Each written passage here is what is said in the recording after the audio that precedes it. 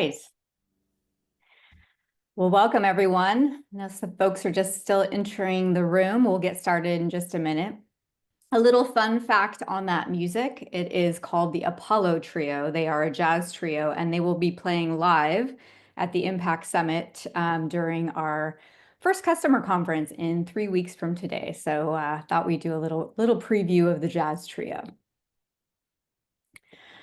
Well, excellent. Well, I'm excited to have everyone here today. I'm Sherry Johnston. I'm the Chief Operating Officer at Winning by Design, and going to introduce our esteemed panel, or let them introduce themselves in just a minute. But before I hand it off, I wanted to give a little context for this team. This team has been working close together the last 4 months to help create an amazing first customer event for Winning by Design, help giving insights and stories, and doing a lot of research on how to make sure that we can help companies in recurring revenue with growth, utilizing AI.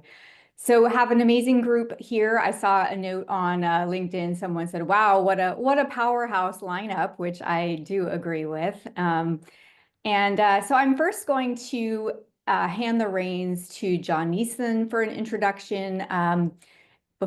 John has been the founder and had done Serious Decisions Conference, which was near and dear to my heart. Did amazing executive education for go-to-market leaders in the day. And so, yeah, John, why don't you first start it off and introduce yourself and give us some insight into the discussion today, which is go-to-market AI. Good afternoon, everybody. Nice to see you all. As Sherry said, I'm the co-founder of Serious Decisions. We sold Serious in 2019 to Forrester Research.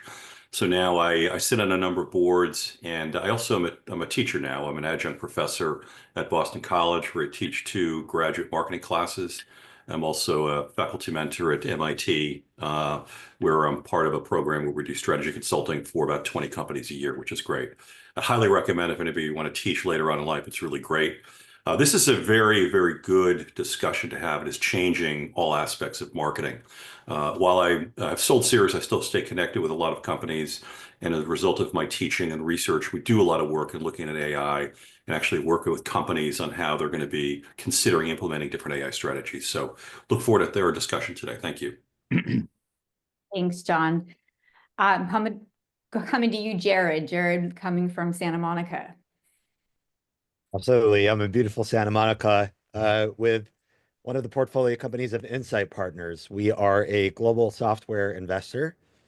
We have more than 500 portfolio companies, and I am a member of our on-site team, which is the team of almost 150 experts who are dedicated to helping our software portfolio companies grow in kind of every aspect of their software business. My role in that, my full-time job, is to help our portfolio companies use AI and automation to gain operating leverage. I'm here in Santa Monica with House, one of our portfolio companies, who's in the midst of a hackathon in kind of building a hyper-automated campaign structure for them. And so a timely discussion for me, for sure. Thanks, Jared, for joining. Miss Katie. Hello, my name is Katie Nocerino. It is great to see you all today. Super excited to be here and excited for the discussion. I lead the revenue organization at OneMind. Spent the last 7 years at a company called 6 Sense. We like to say Amanda, our CEO and founder, was the former CEO and founder of 6 Sense. Started that company to find buyers. OneMind is more focused on helping go-to-market teams close them. So super excited to be on the forefront of everything AI related. For those of you that don't know, you may have engaged with Jack at some point, who is Winning by Design's superhuman. But we deploy these AI superhumans for revenue teams. They have a face, a voice, deep technical knowledge of your products and services. And our goal is just to meet your buyers where they are the moment they're ready to engage. So very excited to chime in here on a couple of different topics today. Awesome. Thanks. And John Miller. All right. Well, hello, everyone. So I'm John Miller. I guess I call myself a marketing technology entrepreneur, perhaps best known as the co-founder and the first CMO of Marketo.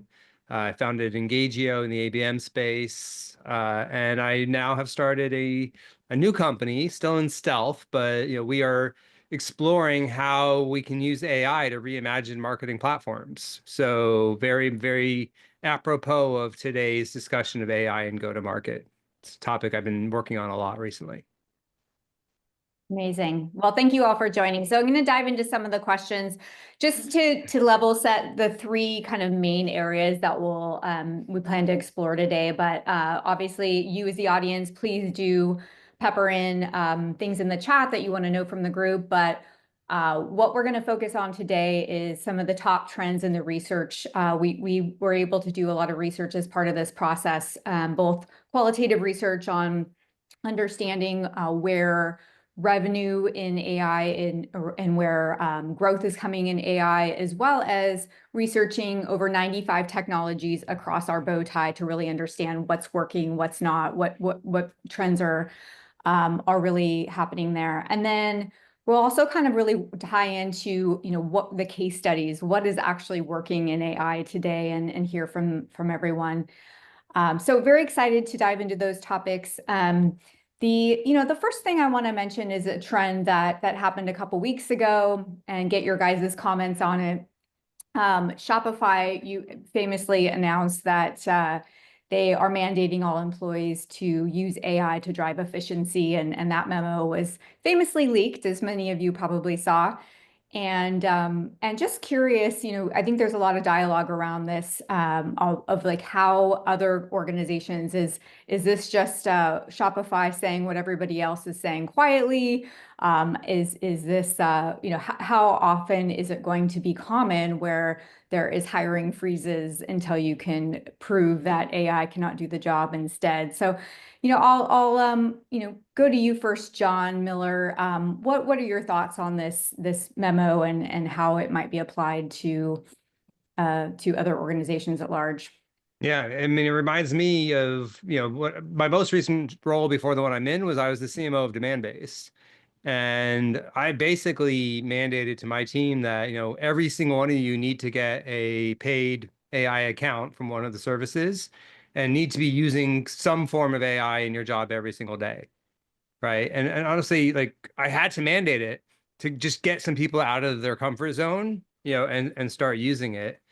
I think there's this thing called the jagged frontier in some AI research, which sort of talks about the fact that, AI is really good at some things and really not good at other things. And it's not always clear to us as humans which tasks it's good at and which it's not. And we have to use it to build our own intuition about that frontier. And we have to keep using it because the frontier is constantly moving. Right. So I am a fan of mandating that people have to use AI, because if they don't, you're never going to build that intuition around the where the frontier is. Yeah, that totally makes sense. That was pretty early days mandate, since that was a little while ago. So kudos to Yeah, you, that's true. early adopter on it. All right, well, I'm going to move to Jared, and I'd love you to get your take on this. But before I do that, maybe ask the crew to see if we can make a poll. I'd love to hear from everyone in our poll of, hey, has your organization had a top-down initiative for adopting AI? So we can kind of get a sense from the audience. But moving to you, Jared, what sort of dialogue are you having with your portfolio companies, or their leadership has a take on this? Yeah, absolutely. I mean, our many leaders in our portfolio company are driving an AI strategy. And it's across a spectrum of kind of the mandate everybody must use. There are strategies where it is kind of, can AI solve that first before we go and try to hire? And ultimately, it's not explicitly about cutting heads or reducing costs, but generally about how do we achieve like our strategic objectives as a business? How does it drive, our key value levers? The portfolio companies who are doing this really well tie to that strategy, and they tie it to the skills transition that then their team has to make in order to bring that to life. So, If there's a portfolio company that has a top of funnel issue where they need to generate a lot more leads, then they're working with their marketing teams, their sales teams to make a transition where they're increasing their overall production capacity. And that then manifests not as just strictly like everybody doing desktop chat GPT use, but how do I operationalize that in a workflow, give my team the systems mindset and understanding how agents work together with staff to build campaigns. And so to me, like a peanut butter, everybody must use AI mandate, I've seen it fall short where that's where the action stops. I've seen it really excel when it's tied to a real change and transition plan. That makes sense. Katie, I'll move to you. Obviously, you have a vested interest in this being more of a mandate, but what is your take from customers? Yeah, it's been really interesting to see almost how frantically executives are seeking ideas around how to improve results and scale efficiently, leveraging AI. And honestly, like the number of conversations that we have with executives that say, like, I need something to take to my board meeting, and that's actually in like 3 days. Um, and they're like panicking about it.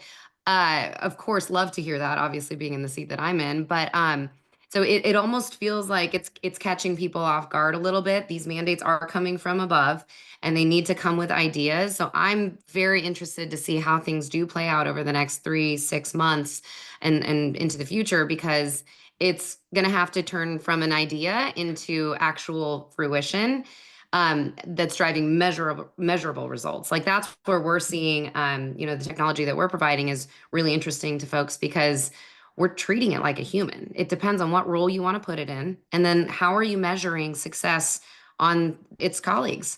So if you want a superhuman as an SDR, what's your SDR's comp plan? Let's measure it that way. We're going to blow it out of the water. And we even have some companies, Boston Dynamics is one that's like, game on, let's go. Let's do a rev share and let's comp you like an SDR. So I think it's really about like putting the idea, like getting the ideas out there. It feels like people are caught off guard a little bit, but then how are we going to see them follow through with implementing and iterating and proving success in the long term?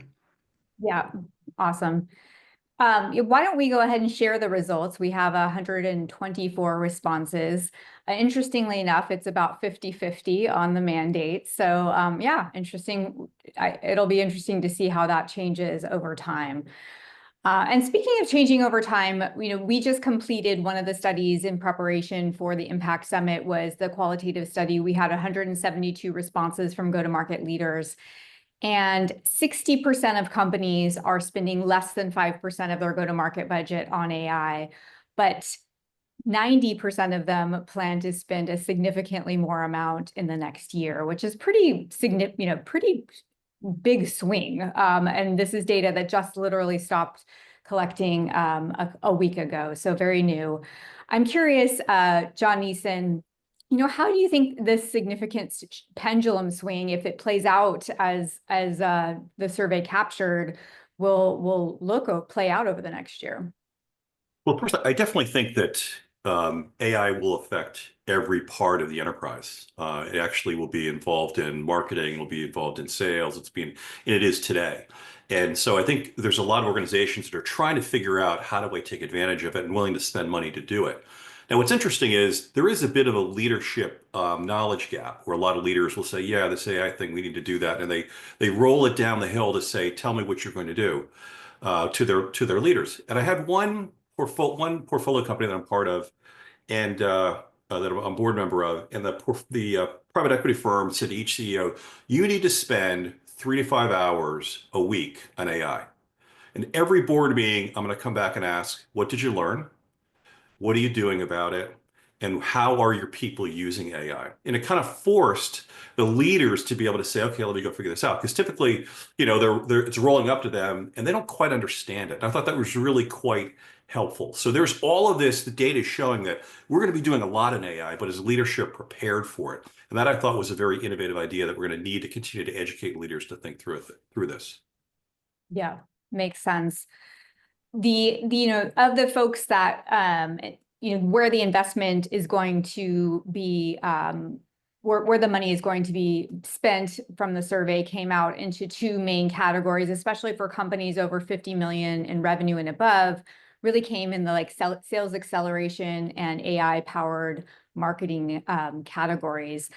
John, is this aligned with what you're seeing and how you're seeing the market play out?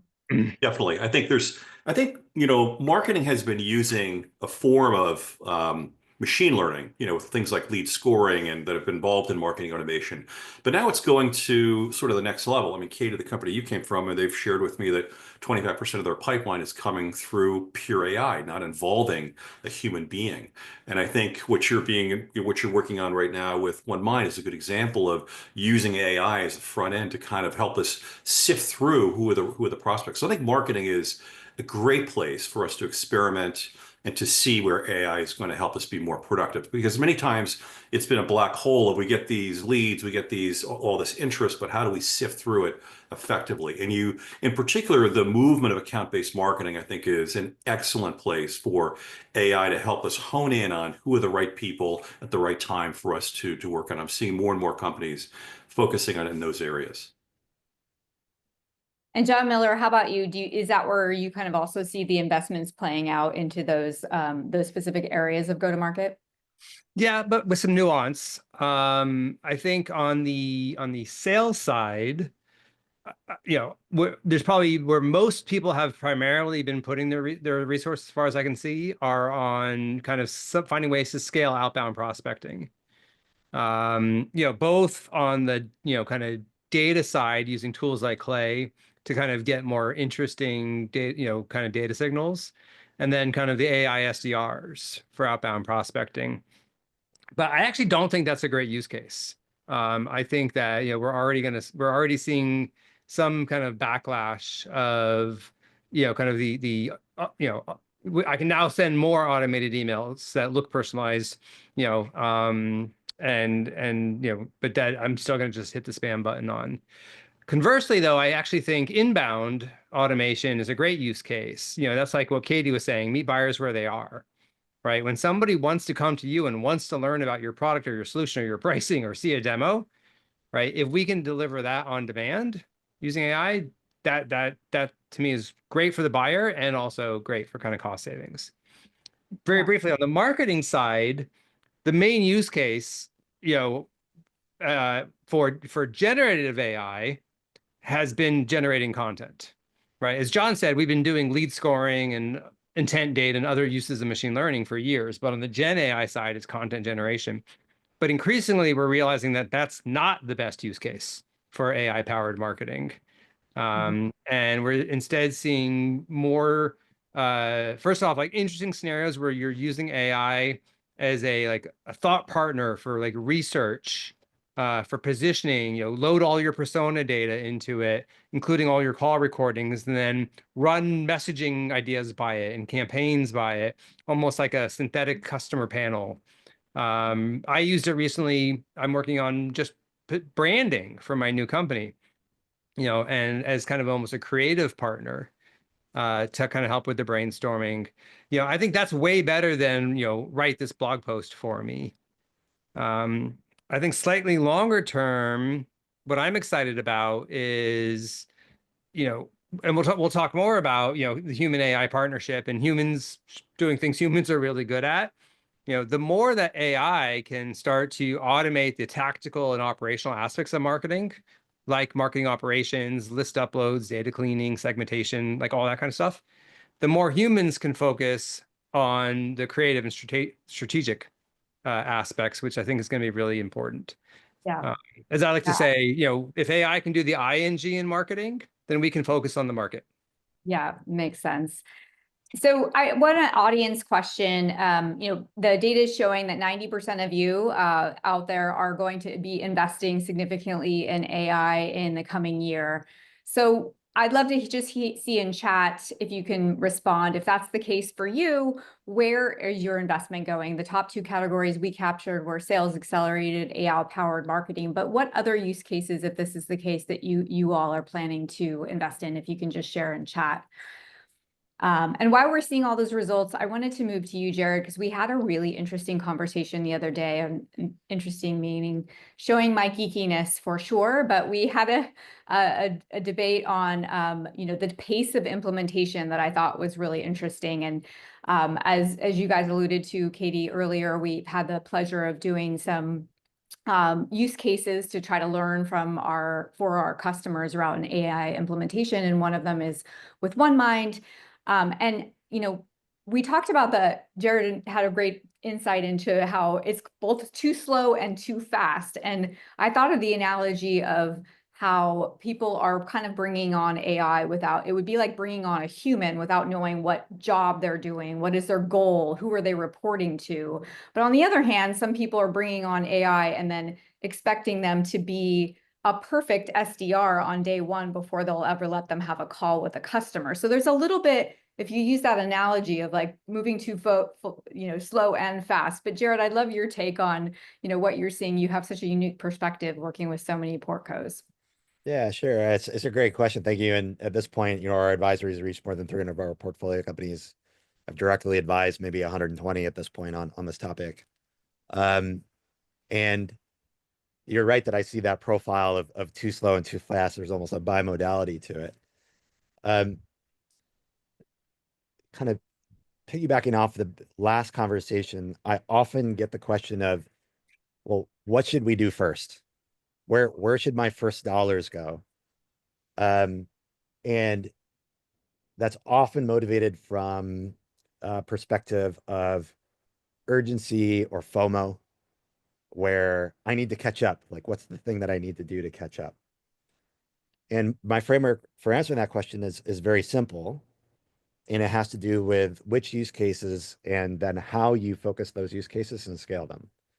The framework is get enough capacity to address all of the inbound opportunities that you have first. If you're not getting enough inbound opportunities, increase your capacity to drive that pipeline. And when you've generated enough of that top of funnel, now get into having the capacity to prosecute that well and improve your conversion in the deal cycle, right? And take that from a pre-sales perspective and replicate it pro-sales. It's the same thing having to do with upsells opportunities and cross-sells opportunities. But within that, critically, you're focusing on a particular use case to start. You are building the muscle for your team of kind of systems thinking. How do I break down what's in our heads, how we operate, and systematize it in a way where the AI can really guide the process rather than having it be human directed and AI assisted? What's great about that is you set a template which you can then quickly replicate to some adjacencies, and you're setting up your architecture to scale. And so the too slow is, well, I just bought everybody ChatGPT and they're using it at their desktop. The too fast is, I got rid of all my SDRs and now I need to replace them with AI. The methodical is kind of that middle that I described of kind of working your way through your opportunity and case by case to build the architecture. That's super helpful. John Meeson, any thoughts on the pace that you wanted to share on from your perspective?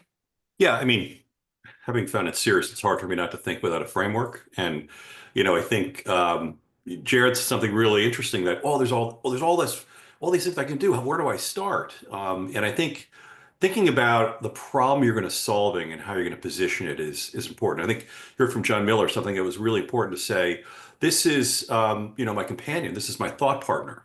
And I think that's really important. There's sometimes AI is not it. It's not necessarily going to finish what you're trying to do, but it's going to challenge you. It's going to actually bring some things that are really quite interesting. And I think that's really important. So I think to be clear up front, what problem am I trying to solve? Is this automating a particular process, or is this creating that I'm looking to do? And if it's creating, you might actually do what John said and look at this as a partner to see what it's going to create, to see how it can be help. In every class that I teach, they're action learning, and we bring in real companies to work with.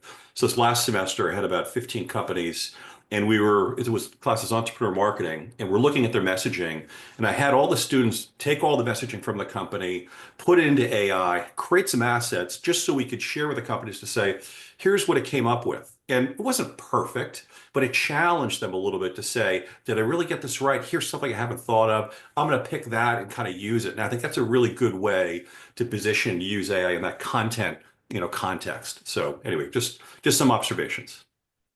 Yeah, awesome.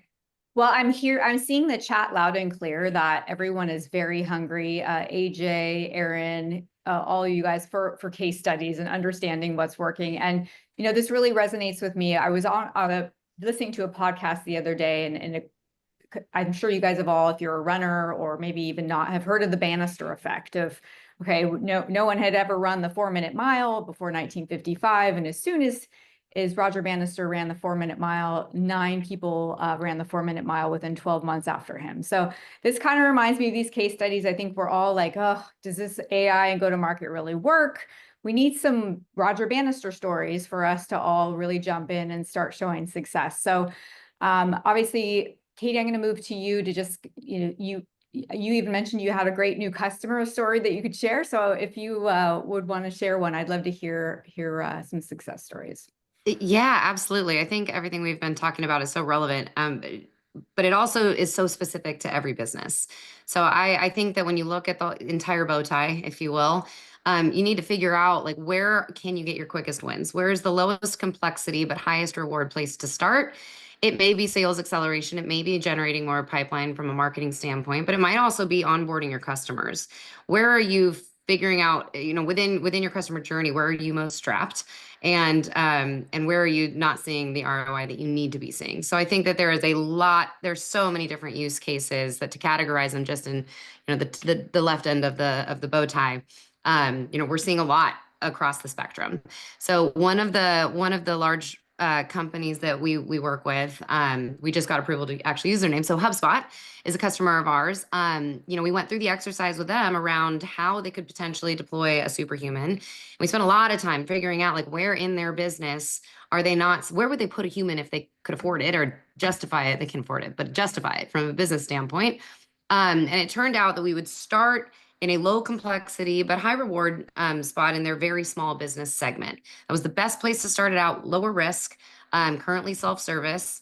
And after we armed our superhuman with all of the data that it needed, all the content that their humans would be trained on, we let it loose and we saw an increase from baseline from conversions to closed business without a human in the loop, outside of managing the performance, obviously, of 60% was the most recent report back for us. So it's wild to see that, putting an AI in there, testing it out on a low complexity, like low risk segment, we're already seeing like really great performance. Not to mention people are talking to the superhuman for 10 plus minutes at a time and getting their questions answered. 20% of them are coming to talk about, hey, I'm already a customer, but I don't know how to do this integration. It's like, great, we trained it on FAQs and our support docs, so we can walk you through the step-by-step process. So it's deflecting tickets, it's closing deals. And so now we're in conversations around like, okay, step one, we've done this, we've proven out that it works. So how can we now go apply that to different segments and bring it in front of the form and have it talk to more broader audiences? So it's a matter of building out that roadmap to figure out, okay, how are we going to do this methodically? But we've tried it out. Now we can go scale it across different parts of the bow tie. Yeah, that's awesome.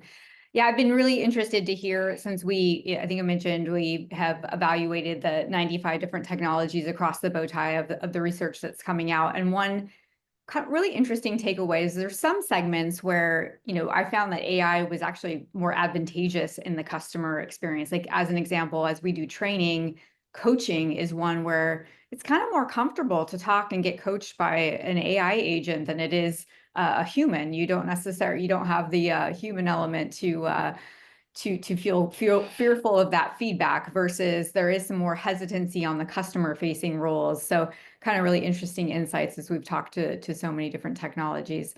But yeah, John Miller, how about yourself? Any case studies come to mind that you want to share? I noticed that some folks are curious about some that are like not standard, maybe edge use cases that we might not have heard of, if you have any in your back pocket. Well, I mean, I was going to say more the most common one that I hear when I talk to people who are really kind of getting value, is some form of whether you call it ABM or not, using AI to understand buyers, the account, the persona, and then use that to kind of start, what again, not necessarily craft personalized emails, but to really understand the business challenges and what's going on, at a company. I saw a case study just yesterday of a company that's using Google, for their top 60 accounts. They did a Google deep research, not Google, just a deep research report, on each of those challenges that those companies that might be facing, and actually generated enough insights that it would actually be valuable to the CEO and the board of that company. They then had humans prospect, into those accounts using those really kind of valuable insights. The magic on all those is how can you systematize this, right? How do you, make it so it's not humans copying and pasting prompts and then copying and pasting emails into other things, and really put it into a workflow that's like tied into your CRM, and your other pieces. And I think that's where it gets really compelling. Yeah, absolutely. Jared, I'll move to you. I know you and I've talked about some really good ones that are going to be amplified at the Impact Summit, but any that you want to highlight today? Yeah. And I saw the ask for like a crawl, walk, run, and I'm going to go back to my framework and share three quickly. For prosecuting all the inbound that you're getting, Safety Culture, a portfolio company of ours, they had that good problem. Way too many inbound. Their inbound SDRs were dropping the good ones, spending too much time on the bad ones. And so they built a inbound AI agent that could conversate via email, and it was grounded on the ICP, their persona, their objection handling, their product particulars, like a pretty broad ranging autonomous agent to qualify the inbound in or out, schedule a meeting, and then deliver a handoff dossier to the AE based on that qualifying conversation that they had. This 3x the meetings that they booked at half cost per meeting. And they were using another portfolio company of ours, Relevance AI, which is a very flexible multi-agent architecture. Moving from prosecuting all the inbound you have to building more leads, 6sense used their own conversational email. And by the way, they are also a portfolio company. They use their own conversational email agent as a backstop. They had too many 6sense qualified accounts or marketing qualified accounts. They were only hitting 50% of their SLA on reaching out to those accounts. And so they implemented a Convo email agent, which if the staff couldn't get to it in time, they would run that initial outbound sequence to that prospect across 9 different playbooks, depending on the account context, and ultimately reach it to an escalation point where they could hand off a qualified conversation to a staff. So it generated a substantial portion of their pipeline last year, and they did that by taking it from 50% SLA compliance to 100% SLA compliance using a Convo email. And then in perhaps an even more advanced case, let's say that we've generated a lot of this deal now, a lot of this pipeline, and we need to prosecute those deal cycles better. Our portfolio company, Kaseya, worked with another portfolio company, Win.ai, which is conversational intelligence and meetings copilot, that joined their sales conversations with them and essentially gave them live battle cards. So they listened to the conversation. They heard a competitor. They brought up the compete against battle card. If they heard a technology compliment, it captured that. It put it into the account record. It gave some additional, follow-up talk questions to the AE. And this helped them substantially improve their revenue while they actually reduced the AE time for CRM admin. Big shift in, value added, non-value added time, where they essentially reduced the amount of admin time per meeting for their AEs down to like 2 or 3 minutes. So that's just 3 examples of prosecute all the inbound that you have well, generate more inbound if you're not getting it, and then prosecute the deal cycle once you've created that bottleneck for your sales team. Yeah, makes sense.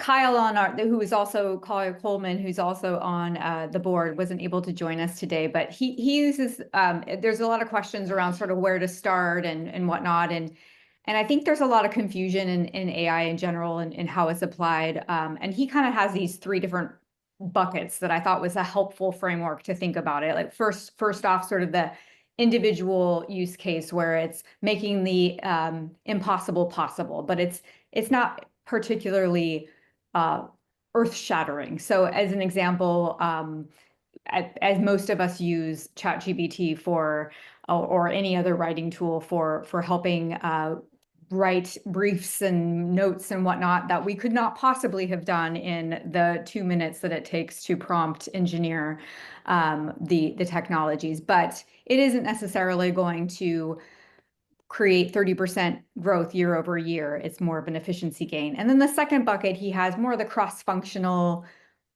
growth buckets, which can be agents if applied correctly into your go-to-market, where you're actually replacing humans and creating growth in that regard. And then the third one, which is a lot less common, but sort of starting your whole go-to-market from scratch. So I often seen across our customers really starting with that first use case where you're, John Miller, you mentioned that where you had your team kind of, individually apply AI to make their jobs more efficient as a great way to start. But I'd love to hear from others if that's a great place where you think to start. John Easton, I'll go to you if you have any insights on stories or advice on how people should dip their toe in the water. Well, I definitely think as you're kind of embarking on your, the strategy that you're putting in place, ask yourself, can AI help? And I think, I think what you heard from Jared and from Katie and John, some ideas of how to focus. And if I go back to Katie's comment about the bow tie, what I find interesting, between the 2 semesters and the classes, I'm probably working about 30 different companies. And we're one of the tasks the students have to do is to figure out the targeting. And all the companies will say, you don't need to do that, we got that. They don't got that because what the students will end up doing is using AI to target, they'll pull data from the company of where they've been successful. They'll look at the markets that they're going after. And usually what happens is the companies are looking at a market in a very broad manner. I'm going after healthcare. Well, as we all know, healthcare is a lot of different areas. And the output in many ways is then this substructure of markets they should be going after. And I realized after a semester doing, I'm like, wow, they just created Jeffrey Moore's chasm model. They're going, this market's going to accelerate faster and lead to this market and this market. So it allows you to suddenly change the paradigm of how you're thinking about your targeting. I find that to be a very, very good use case of a place to start. And again, it's a matter of along the way, just ask yourself, can AI help? Because all too often we look for what's cool versus are we looking for something that's going to be helpful? Yeah, totally. Well, I'd love to open it up to the floor. I've seen quite a few from the audience of specific use case asks, so I'll see if you guys have any examples. But any particular ones in enterprise sales leaders for mid-funnel that you can think of? I'd be remiss to not share that the superhuman, while we've like our own Mindy, she books more qualified meetings for me than any other rep. And they're always well scoped by the time I get them. But one of the residual side effects of having her always available 24/7 across time zones, different languages, like she is providing in-flight deal support. And it massively decreases our sales cycles. So, I'm in a cycle now, and we saw 2 stakeholders that we had yet to meet talk to our superhuman on Easter Sunday in the morning for over 90 minutes combined. Like they didn't want to talk to me. They didn't want to talk to our rep. They probably did it on their own time. People, it's not their full-time job to evaluate tech. So being available 9 to 5 doesn't necessarily work. So having her available has been really critical. And the in-flight deal support, like Sherry, you mentioned this earlier, people are really comfortable talking to AI. That's what we're seeing. They open up, they share business cases. She's helping them figure out what the ROI story is, answer technical questions. And by the time we end up meeting, it's a really quick, efficient meeting saying, yep, validated that everything was accurate. Where to from here? And we can move it on. So yeah, another residual side effect that's worth sharing. That's awesome. I'll use one that our internal team is building just because it helps me in particular. I often get put on meetings and am not necessarily prepped on what I'm going into from a customer perspective, which can be very alarming. I'm sure we've all been there where you're like, oh, shoot, who is this that we're meeting with? And so we internally have developed to looking at AI across our chat, our Slack, our HubSpot, our email, and what we do is have account research. So you can actually go to a channel within Slack and say, what is the spiced on XYZ account?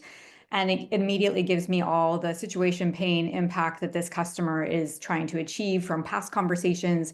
And then I can say who are all the stakeholders involved, their titles and sentiment, and gives me that as well. And so mid-funnel, that is incredibly helpful to make sure that I am on point, customer-centric, and really helping make sure that we have that research and intelligence and insights brought to the table, and can't live without it now. So that part's awesome.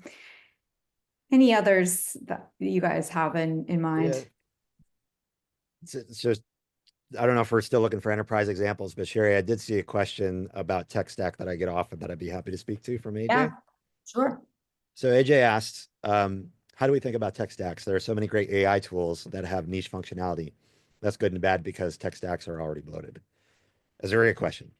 And again, we're investors in software. Some of them are portfolio companies, right? Jasper, Writer, Relevance AI. You have 4 systems points of entry. You have, like you said, AJ, the specialized tools, which are many born of this Gen AI Cambrian explosion. They're Gen AI native. And to your point, they tend to be bimodal. They're either very narrowly focused on a particular use case, or they have an extraordinarily ambitious scope of like, we will do everything. You have the what we call the integrated, which are AI emerging in your existing tech stack, your HubSpot Breeze, your Salesforce Agentforce, your Google Gemini. You have your workflows and agents tools, which tend to behave very similarly. Zapier and Workato, Crew AI, Relevance AI, the latter 3 by which are by the way, are portfolio companies. And then finally, you have your DIY, which is essentially, I'm going to do some custom development, the OpenAI API. I kind of laid those out in order of maybe fastest to implement, fastest to initial impact, easiest to implement, to, in many cases, hardest, where like DIY tends to be kind of difficult to really wrangle it. It all depends, like which one's the right one depends on your internal capability. If you don't have strong technical proficiency, if you don't have a lot of citizen automators, go to the earlier part of the spectrum where you're leaning on the R&D teams who are just marinating in that use case day in, day out. They're building it custom tailored to your need.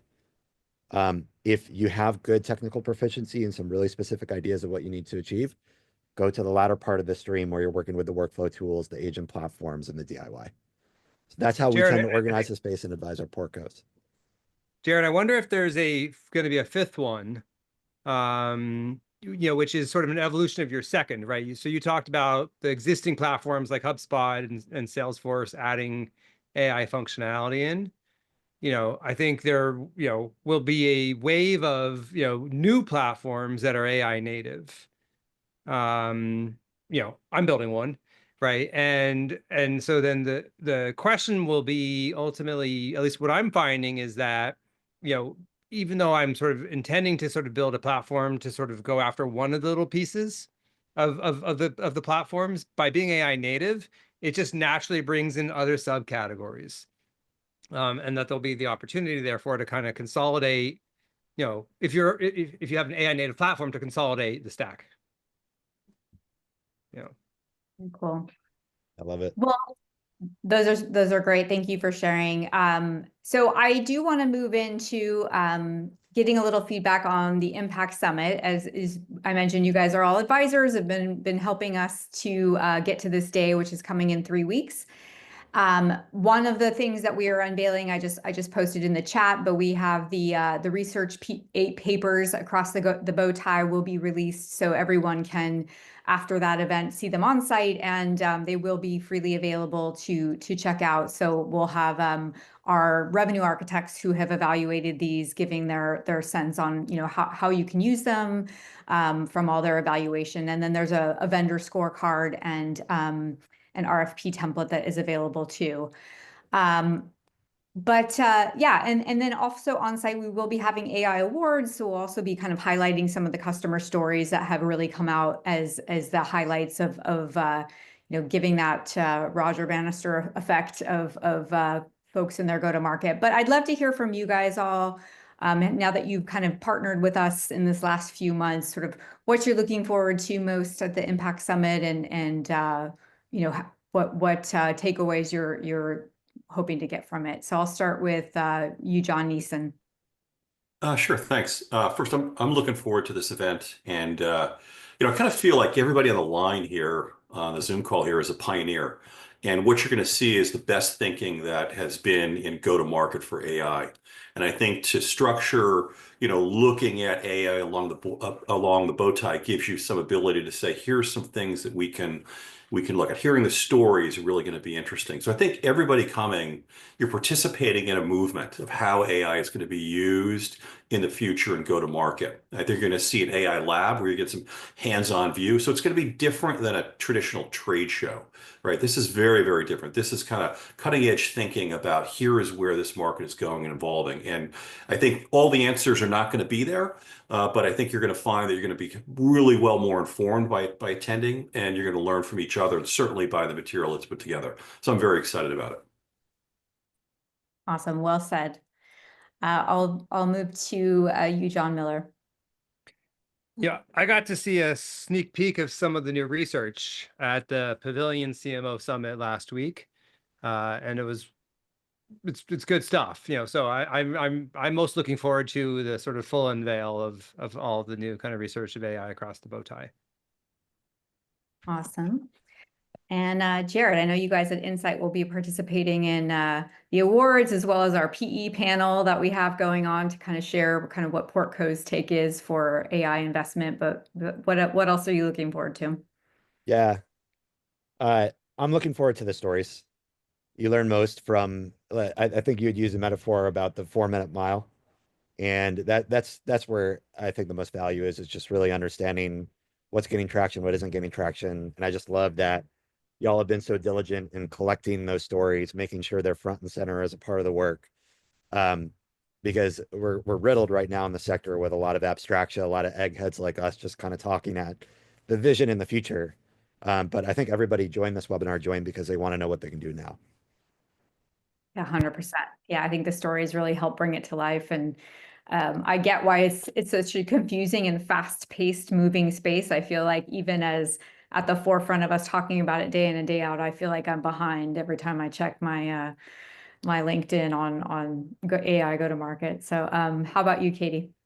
Yeah, I mean, y'all took all the good ones. So I'm going to jump ahead, and I'm going to say I'm really excited for Impact Summit 2026 because it's going to be all of the stories are going to have results attached to them, and it'll be less exploratory, and it'll be more like, here's what we did since Impact 2025.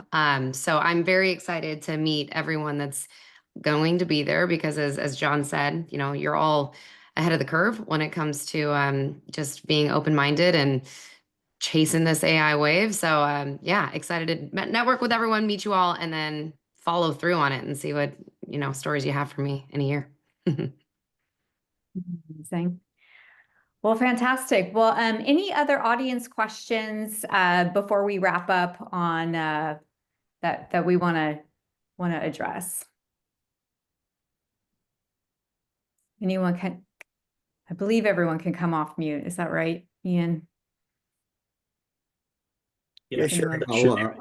I'll jump in here. One thing, since you guys have done a lot of research across all these different AI tools, something I put in the chat, but I really do think that there's a desire for a framework to say, when do you use what? And what should like a new stack look like, and how's that different for, a large company versus a small company, a company with a lot of inbound leads versus one that has very few because it's very enterprise centric and just kind of more ABX oriented. So I just think the more that people who are really studying this space can kind of, give people something to react to. Um, I think that would be super helpful. And it's not going to be a perfect answer because nobody has it, but I think kind of iterating that together and just getting people's feedback, I think it'll stimulate a really good discussion. So as you guys kind of progress, I'd love to see that from Winning by Design. I think that's a really nice opportunity for you as well. Yeah. Yeah, I hear you. I think that totally holds true to what I'm hearing. One, everyone wants to know where to start, but I definitely think it's not a one size fits all approach. It really depends on, where you can create the biggest impact in your go-to-market and where your resources and skill sets, which I know has been brought up on this panel as well, can apply the most. So, but yeah, I definitely feel like there's more room for helping people navigate that more easily for sure. Absent any like robust criteria, focus on the people. Like in many instances, we're working this AI into existing businesses with existing staff, and their technical proficiency, their innovation orientation, their systems thinking proclivity, all of those impact what type of stack you're going to build. I'm here with House, very sharp group. I threw them into the deep end of the pool with the hackathon, and they're building from a lot of raw components rather than like specialized tools. Not an approach I would take with every portfolio company, but it starts first with the business who's there and the change that they need to go through. That's awesome. Well, we do have 6 minutes left. I did skip over one question that I know, John Miller, was near and dear to your heart that I apologize. I skipped over. That would be amazing to hear from you guys all. But I think there's also a lot of confusion into, where does this budget come from with AI? Is this an HR budget if we're replacing humans? This is a technology budget.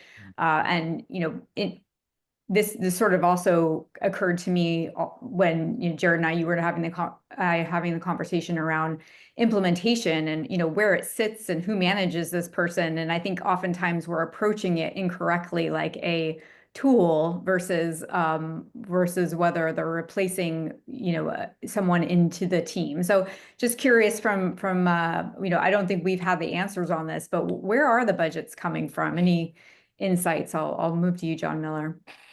Yeah, I mean, what's clear is that the most successful AI companies so far, I think, seem to be companies that are kind of sold as human replacements, right? Whether it's, an SDR replacement or a salesperson replacement, or outside of go-to-market tools like Harvey that is replacing junior lawyers. Like it's the easiest, most direct sale. I've actually found as a sidebar that people are actually skeptical of AI claims around like, oh, this is going to personalize your customer journeys, right? Right. Because they've been sold that for years and we haven't really delivered. But cost savings is like a direct thing. So, I think what I've seen so far is that it's paid for out of the program budgets, but it's going to be replacing people budgets. And we're gonna, it's not uncommon, at least in the marketing department, to see something like a 60-40 split or even a 50-50 split at a smaller company.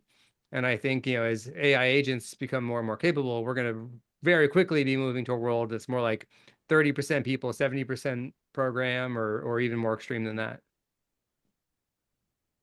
That's very cool. Yeah, I personally had some use cases from Asana that I've heard of where they're actually programs are partnering with finance to kind of do these experiments and see like, hey, can I keep up in this case, it was a customer success use case while reducing costs. And so it seems like the dynamic is going to shift a little bit where there may not be as clean cut budgets, but more alignment with overall efficiency and spend with performance.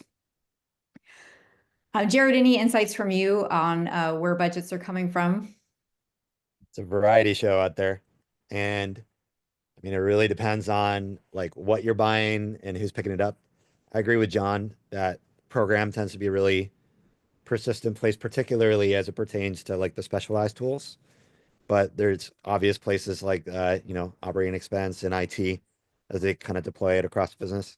I think there's an opportunity for companies to take a cost of revenue mindset to implementing these tools, and looking for like a pretty quick ROI in cost coverage in buying the tools. But I don't see that as much. I think there's a more legacy mindset that people are bringing to it, at least for now. Very cool. Katie, how about you? From your customers, where is it coming from? Yeah, I'm with Jared. It is a variety show. It's usually like, we got to get this done. Let's just figure out where it's going to come from. It's going to be like 1.5 head count from our offshore team, plus a little bit of this over here, and then like some program budget, some tooling budget.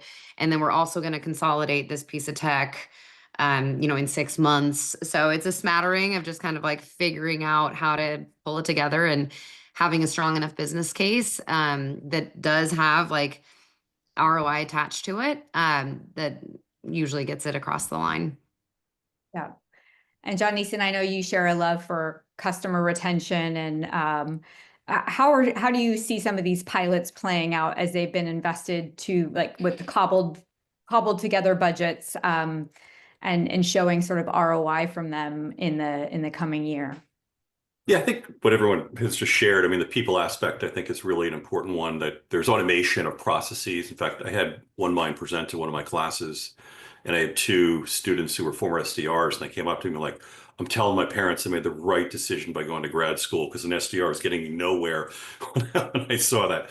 So I think, I think there's elements of the bow tie, if you look at it, that's missing. And I think the earlier question of, hey, mid-funnel work, what are we doing?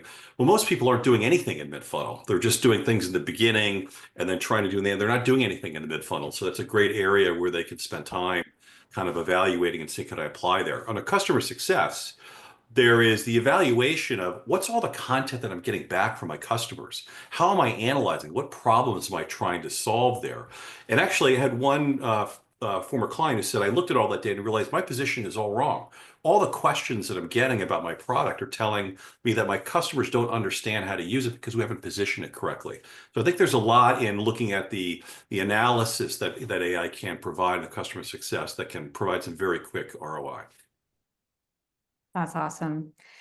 Well, we're at time. I really appreciate everyone joining us, and also our advisory board for all your work and getting us to where we're at. We're really excited for next month, and we hope to see you all there. Thanks so much. Thank you. Thank you all. That was awesome.